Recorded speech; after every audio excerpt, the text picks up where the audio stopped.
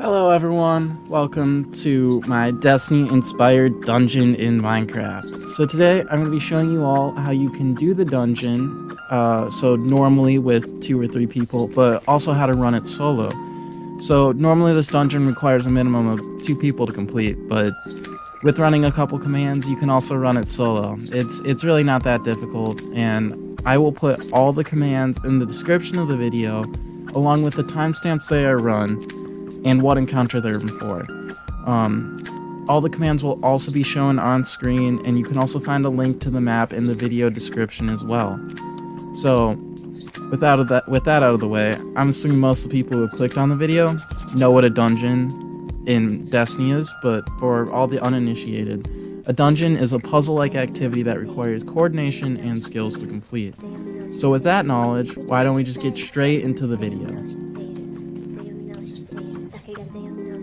So when you spawn into the map, you'll want to use the TP command shown on screen here. This will put you into the lobby before the activity starts. So now, once you've teleported there, you can click the button and that will bring you to encounter 1. So normally, this requires 2 people to start, but if you're running solo, you can use this give command to give you a zombie egg that you put on the other pressure plate. If you're running with someone else, the other person just gets on the pressure plate. It's not too difficult. And then once you spawn to the map, you want to click that button. And once you click the button, the first door will open to the first room. So when you go into the room, there'll be buttons all around giving you a letter with a corresponding value. So like A is equal to 7 or B is equal to 6. And then there'll also be an equation button in each room. Now, I'm just going to show you how the numbers fill into each equation on the screen shortly here. And you're also going to see me filling it in here.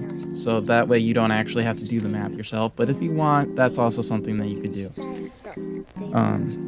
But just for your sake, I'm going to show the correct code on screen in a second. As you will notice when all the codes flash, there is the King's code as well. This is 113. Now, you're going to need this King's code for future reference because it's going to be in each of the next activities. And here's the codes again.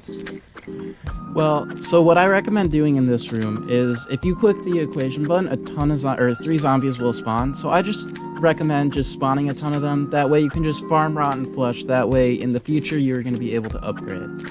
Now here's the hallway where the King's code is needed. So it'll give you an equation, and you will have to fill in the numbers and find the value that corresponds to each of it. As I said, it's going to be 113. So you click the 1 button, click submit, go to the next one, click 1, click submit, and then the third one you click 3 and then click submit, as you're going to see me do on screen here. This one's really easy, and this is all stagnant, this won't change, so this will be forever. And then you can just do some parkour, really easy stuff, just all the way up. And now you're going to start the second. So if you're planning on running this solo, you will need to use this fill command on screen here.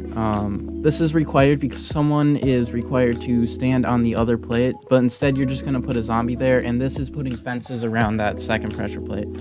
So how this works is, if you're running solo, you're going to put another zombie on the pressure plate, but normally that would be another player if you're playing with someone else. And then you go and stand on the bottom pressure plate. And as you stand on it, it slowly fills up with lights. And if you get off of it, the lights will also go away. So your goal is to try and stand on both of them at the same time for as long as possible. And eventually the circle will fill up all with light, as you're seeing is happening here.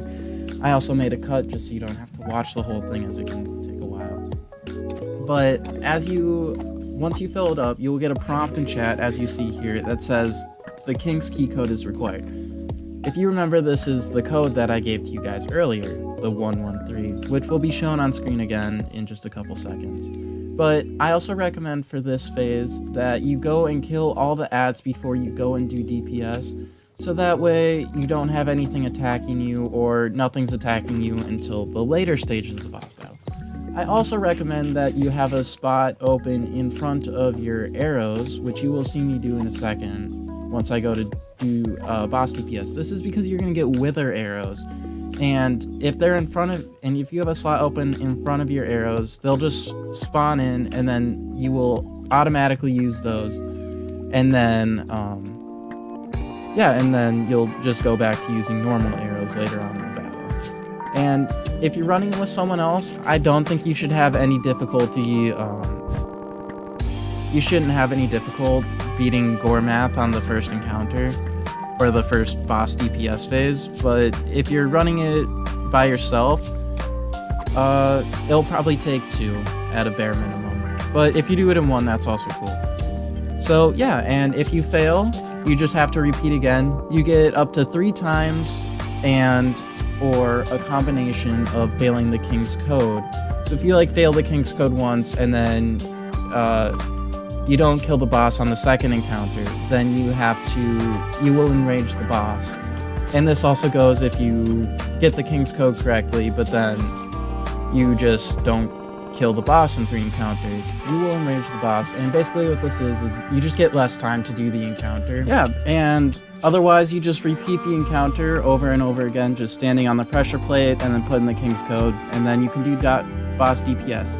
And just another side note, if you don't kill the boss right away, and then in the second encounter you kill the boss really early, as you see I do here, you have to wait until the time remaining hits 0.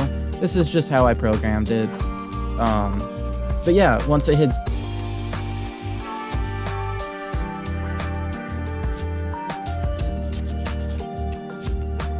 once it hits 0, the bridge should build, and then you should be able to make it over into the next part, as you see here. And this maze is also really easy. You just go forward until you can't, take a left, take a right, go forward until you can't, take a left, take a right, and then you should be at the button.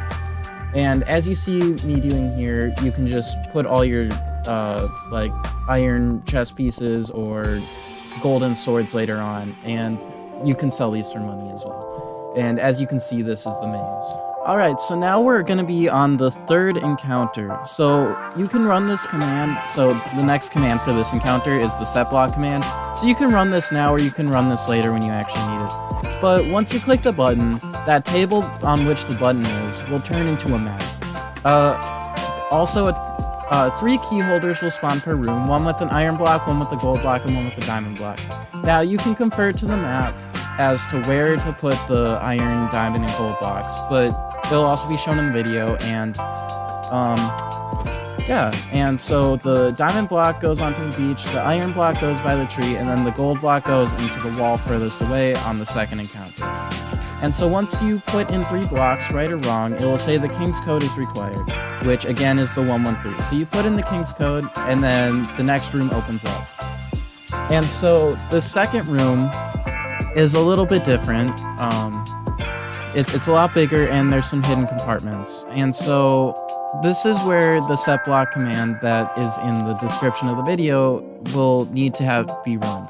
So the iron block goes on the bottom floor, and then the diamond block goes into this little hidden room behind the waterfall in the library. And if you can't find the button, it's by all the tables and chairs in the library on the second half, right in the corner. It shouldn't be too hard to find. But this is where it deviates for if you're running solo or if you're running with someone else. Because if you're running solo, you run the command and then you can place the gold block that way. If you're running with someone else, there's going to be 2 buttons that you have to click at the same time, which will be shown on screen shortly. But yeah. And then the block that's covering the cold block that you see here will disappear. Same as if you're running the Setblock command. So yeah, and here's the first button, and then the second button will be on the bottom floor. Both of the buttons say the walls tremble, and then the walls go silent. If you click them at the same time, the wall will push back. Yeah, and so now we are on to the third room. So what you want to do is click this button on this little rock pile by the entrance of the third room. And this is where the iron block will go, and go in the little fenced off cave here. And so the gold block goes onto the room at the far front, or when you walk in, it will be on your left. So the far left of the room, and there'll just be a couple blocks covering it. You click a button, and then the door opens, and then you can go into it. And which you will see me do in the video. And then the diamond block goes into the far right of the room, and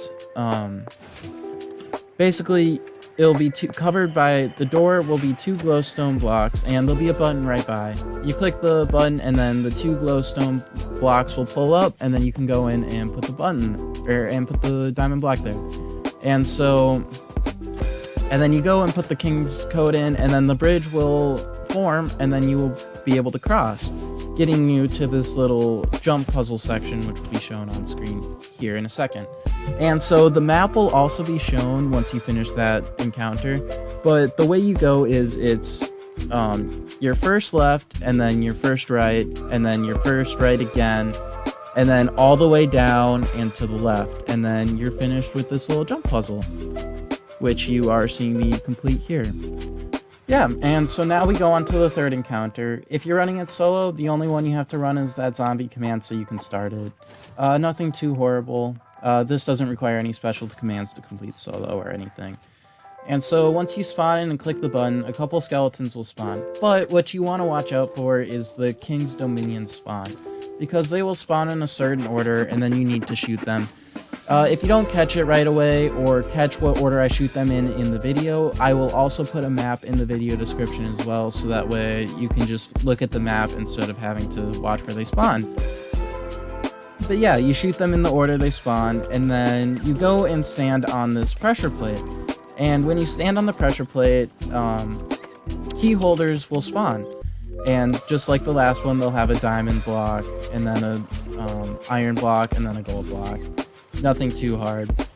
But you can kind of cheese the system here. So if you get off once they spawn, and then wait a second, and then get back on, it should spawn multiple of them. And then this way, if you're running, you failed the first time and don't kill the boss.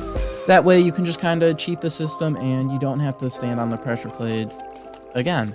And this saves you in case you enrage the boss. And as you can see on this little pedestal in front, the map is kind of forming. So eventually there will be all 3 blocks, and then that will show you kind of where you put them on these little redstone on the redstone lamps by the boss later on in the encounter. But yeah, you just keep standing on, eventually all the key holders will spawn, as you see in the video as well. So yeah, and then it'll just, every time they spawn for the first time, it will confirm in chat. If you're running it with a teammate, I'm assuming this would be quite a bit easier. But yeah, you place them down now. So gold is on the right, diamond in the middle, and then iron on the left.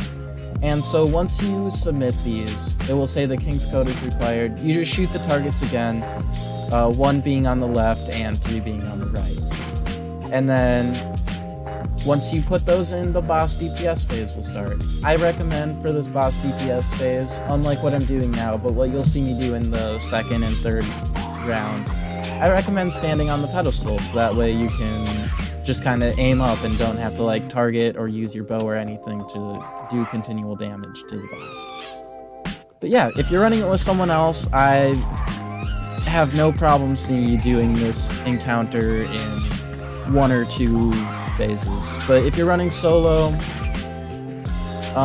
it took me 3, but I could see running it in 2 as well. And so yeah, if you don't kill the boss right away, then the oracles will spawn again, or not the oracles, the King's Dominions. See, I'm just confusing myself with the Destiny raid.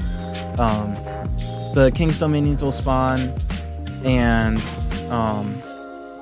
then you go and put the blocks again, and then you can do DPS. And that's pretty much the same stage. And again, if you're looking for where the King's Dominion spawn, there'll be a map in the link of the description. I mean, it's just something that I made in like 5 minutes, so it's nothing like incredible or anything, but it does the job. And as you can see, I stand on the pedestal this time. It's just easier for doing boss damage. But yeah, that's pretty much my Destiny-inspired dungeon in Minecraft. I hope you guys enjoyed. And if you enjoyed, please consider hitting the like button, and if you want to see future projects, hit that subscribe button, and so I can do more of these as well. More Destiny-inspired dungeons, or even try and do a raid. Probably not 6 people, but probably more of a 4 or 5. 6 people is kind of hard to coordinate. But I could also do, try and remake like Crota's End or something in Minecraft. It'd be kind of difficult and not be like 100% accurate, but it'd be close enough. I can also, yeah, and if you have any ideas for a future encounter, or you want me to make a harder version of this map, basically where the bosses have more health and there'll be more mobs that spawn just for more of a challenge, I can also do that as well. That really shouldn't take that much time. But yeah, I hope you guys enjoyed. Consider hitting that like and subscribe button.